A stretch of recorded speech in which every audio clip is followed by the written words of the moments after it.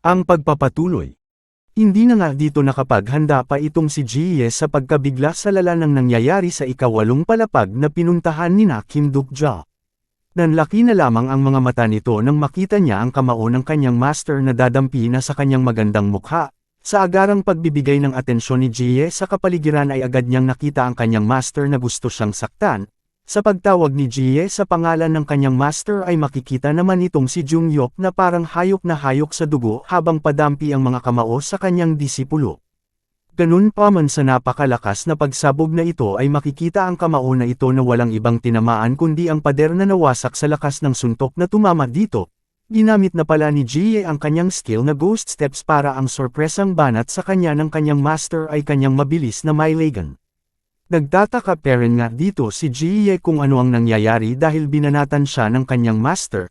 Kasunod noon sa paglingon ng regressor na ito kay Jie ay agad narinig ng babae ang sabi ng isang boses na hirap, na ang kanyang nga daw master ay kinokontrol sa mga oras na iyon, at kahit hirap na hirap pa nga ang ating bida ay sinabi pa nito kay Jie na ang banatan nito ay ang cinema master. Sa nakikita namang paghihirap ng ating mga bida ay pinakita itong cinema master na tuwang-tuwa sa nangyayari habang may mukhang nakakatakot. Sa narinig naman na iyon ni Jie at sa nakitang problema na ginawa sa ating bida ng kanyang master sa kagagawa ng cinema master, ay di na nag-atubili pa itong si Jie at napakabilis na nitong tinungo ang cinema master para ito ay banatan. Sinasabi pa nga dito ni Jie na walang hiya daw ang cinema master at sino ba daw ito para gawin iyon sa kanyang master. Ang cinema master naman ay paisi-isi lamang hanggang sa isang saglit ay napansin na lamang ni Jie na nasa tabi na agad niya ang kanyang master, para pigilan siya na banatan ang kumokontrol sa kanya. Sa sobrang bilis pa nga dito ni Jung-yok ay nakita na lamang ni Jie ang sipa ng kanyang master sa tabi ng kanyang mukha na malabo na niyang mailagan pa, kaya naman dito ay talagang tirek ang mata ng babaeng ito sa pagpapakain sa kanya ng sipa sa mukha ng kanyang master. Talsikan na nga din ang dugo sa bibig nito habang makikita ang mabilis na pagbagsak nito sa sahig. Sa ibang banda naman ay makikitang nagkamalay na ulit itong si Hwee-won at tangka na namang babanatan ang regressor. Sa napakabilis na pagsalakay na ito ni Hwee-won ay napansin naman iyon ni Jie kaya sa eksaktong paglapit ni Hwee-won sa regressor para ito ay banatan ay makikita ang buong puwersang pagtayo ni Jie para sipain ang kanyang master sa paa sa pag-asang mapatamba niya ito. Ang gigil namang si Hwee-won ay tangka na ding hihiwain ang regressor sa itaas na bahagi ng katawan nito, ngunit tila ba ay napaghandaan na ito ng regressor sa mukha nitong kalmado. Sa napakabilis na pagbanat ng dalawang babaeng ito ay makikita na lamang ang biglaang paglaho ng regressor sa dating kinatatayuan nito, na nagsanhi na hindi magtagumpay ang dalawang babae na mapatamaan ito. Napansin na lamang ng gulat na dalawang babaeng ito ang imahe ng regressor na nasa kanilang itaas, dahil sa napakabilis na pagtala nito para umilag sa kanilang pag-atake. Habang nasa taas pa nga ang regressor at sa desperado ni Hwee-won na mapatamaan at may paghigantay ang mga kaibigan nito, ay nagtangka na naman ang babae na gamitin ang kanyang skill na time of judgment habang sa kabilang banda naman ay makikita itong si Hilyong, na naghahanda na ding umatake sa pag-activate din ito ng kanyang skill na nakuha niya kasabay ng Mjolnir na Thunder of Mjolnir. At dito nga habang nakalutang parent itong si Jung-yok ay sinamantala naman iyon ng batang si Hilyong para pakawalan ang kanyang Thunder of Mjolnir, para sulido nitong mapatamaan ang maliksing regressor, habang itong si Hwee-won ay nag-aabang na din sa baba para ibigay ang katapusan ng regressor. Ngunit dito nga bago pa man tumama ang napakalakas na kuryente sa regressor ay bigla naman itong tumama sa barrier na likha ni Jung-yok, dahil sa ito pala ay hindi tinatablan ng kuryente. Itong si Hwee-won naman na lubos na umaasa sa kanyang skill na time of judgment ay nanlumo at di makapaniwala sa nakitang mensahe, na ang constellations nga daw na the pure good alignment ay hindi pinapakinggan ang request ng incarnation nilang si Hwee-won. Kaya naman dito ay talagang nagpanik na itong si Hwee-won sa pagka-cancel ng kanyang tanging pag-asa, kasabay noon ay makikita natin itong regressor na babanatan na itong si Hwee-won na hindi na malaman kung ano ang gagawin. Pinalaan naman sana ang babae ni Jie ngunit sadyang napakabilis ng regressor kaya naman makikitang nasampagan na naman itong babae, ikot nga ang ulo nito at talagang tirek ang mga mata. Sa pagbagsak na ito ni Hwee-won ay agad na nagmaniobra ang regressor dito ng napakabilis, para agad na isunod ang batang si Jie na sa sipa ng regressor ay talagang lipad ang kawawang babae. Sa pagkakabagsak ng dalawang babae na humarap dito sa regressor ay makikita ang agad na paglingon nito sa kinaroroonan ng ating bida. Napasabi na lamang nga dito ang ating bida na alam daw niya na malakas talaga ang regressor, pero di niya akalain na kahit pinagtulungan na ito ng buong barangay ay wala man lang itong natanggap na pinsala. Sa puntong ang iyon ay alam na ng ating bida na kailangan niyang lakasan ang kanyang loob, para mapigilan ang regressor sa pagkamatay nila at pag-regress nito. Kaya bago pa man nga magsimula ang kanilang bakbakan ay tiningnan ni Kim Duk-jo ang character profile ng regressor. At mula doon ay nakita ng ating bida ang stamina nito na nasa level 28, ang strength naman nito ay level 27, agility level 26 at mana level 25. Mula nga doon ay mas napansin ng ating bida ang stigma nitong transmission. Nasabi doon ng ating bida na ang gagong regressor nga daw ay naka-activate ang stigmang iyon. Ang stigma nga daw na transmission ay kusang ina-activate ang mga skill na natutunan nito sa nakaraan nitong pag-regress. At dito nga habang nagkakaamuyan pa ang dalawang panig ay sinabi ng ating bida sa batang si Hilyong na alam na ng bata ang dapat nitong gawin, at nagtitiwala nga daw ang ating bida dito. Sinigurado naman iyon ng bata na naiintindihan niya ang sinabi sa kanya ng kaibigan. Humingi pa nga doon ng pasensya ang ating bida ngunit sinabi ng bata na wag iyong sabihin ng ating bida dahil malugod niya iyong gagawin. Kinuha na din nga ng ating bida itong kanyang ampule potion na magpapataas ng kanyang mga stats ng 10 sa loob ng 30 minuto. Habang nilalaklak ng ating bida dito ang potion ay nagsasabi ito sa kanyang isip, na ayaw daw sana niya iyong gawin pero wala na siyang iba pang pamimilian. Ang batang si Hilyong naman ay nag-concentrate na sa bagay na kanyang gagawin, kasunod noon ang tuluyang pagtaas ng stats ng ating bida, na sinasabing ang stamina nito at strength ay umangat na sa ika-34, habang ang agility naman ay umangat sa ika-30 at ang mana ay umabot na sa 25. Kasunod nga noon ang sunod-sunod na mensahe na sinasabing ang misteryosong kapangyarihan nga daw ay lumalabas mula sa kanyang puso. At mula nga doon ay makikita ang nagkakagulong kuryente na bumabalot sa buong katawan ng ating bida, habang binubunot nito ang kanyang espada.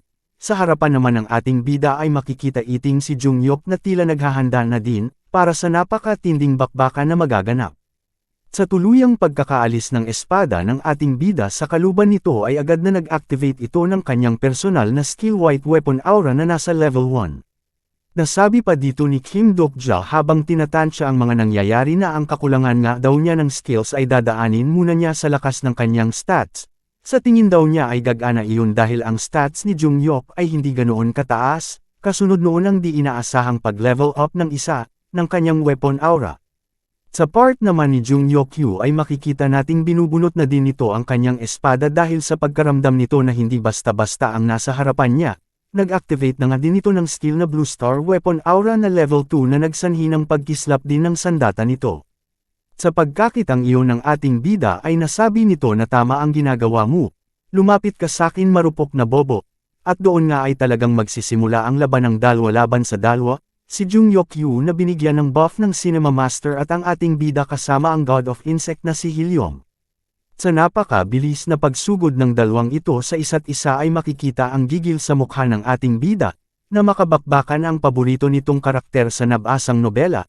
Sa napakalakas na salpukang ito ng magkatunggaling espada ay makikita ang kawawang sahig na nagkabitak-bitek sa banggaang iyon, nagkapalit na nga sila ng pwesto dito sa pangyayaring iyon.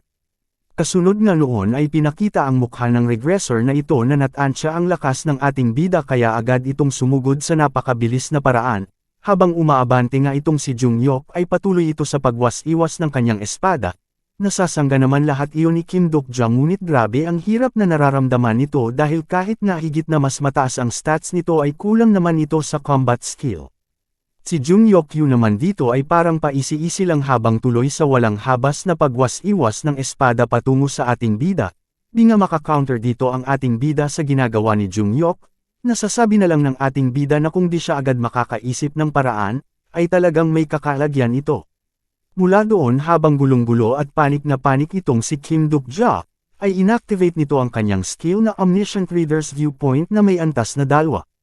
At dito nga habang dinidikdik itong si Kim Duk-jo ni Jungyok ay nagtaka at nagulat ito sa pagkakarinig niya sa nasa isip ng regressor na sinasabing ang sakit ng nararamdaman nito sa kanyang puso.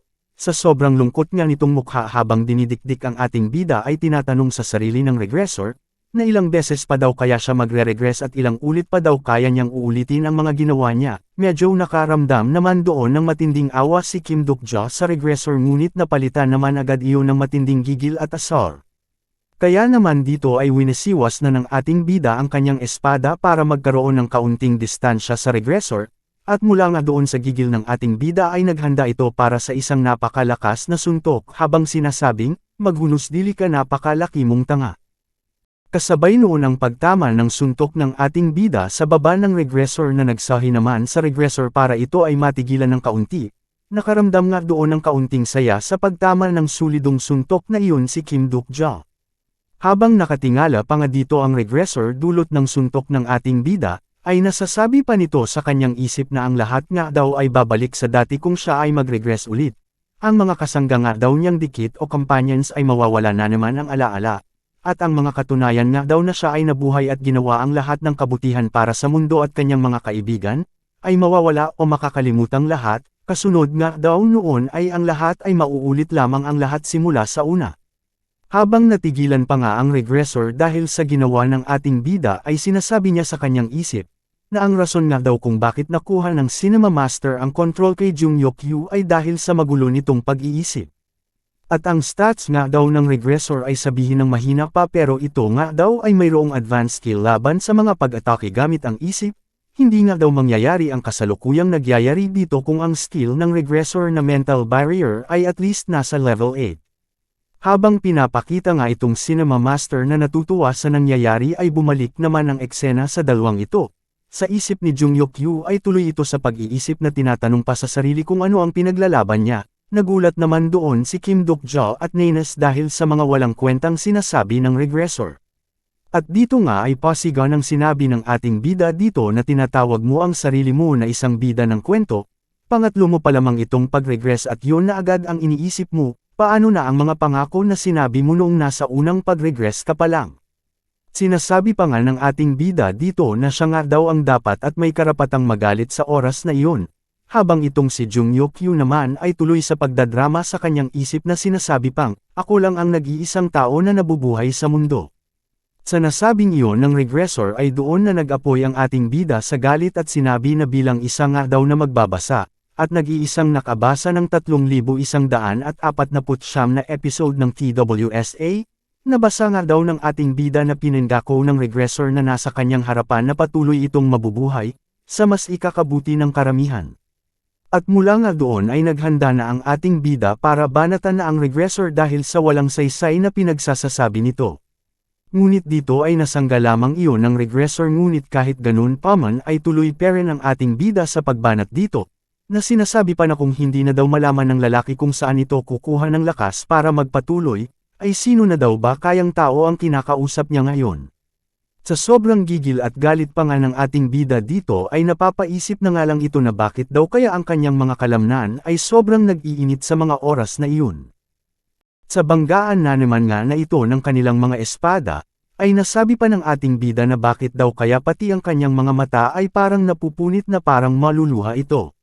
Sa tuloy-tuloy ng bakbakan ng dalawang ito at sa emosyong nilalabas ng ating bida, ay lumabas ang notif na sinasabing ang personal skill ng ating bida na the fourth wall ay napupuno ng di maipaliwanag na damdamin.